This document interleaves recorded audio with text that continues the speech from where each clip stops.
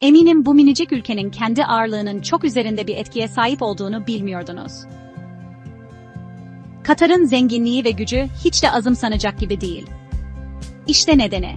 Katar, Arap Yarımadası'nın kuzeydoğu kıyısında yer alıyor, tek komşusu Suudi Arabistan ve etrafı Basra Körfezi ile çevrili. Başkenti Doha, hareketli bir küresel şehir. Muazzam doğal gaz ve petrol rezervleri sayesinde, Katar halkı kişi başına düşen en yüksek gelirlerden birine sahip. El Thani ailesi tarafından yönetilen bu anayasal monarşi sadece zengin değil, aynı zamanda etkili. Katar, Al Jazeera ile küresel haberleri şekillendiriyor, FIFA Dünya Kupası gibi büyük etkinliklere ev sahipliği yapıyor ve bölgesel siyaseti yönlendiriyor.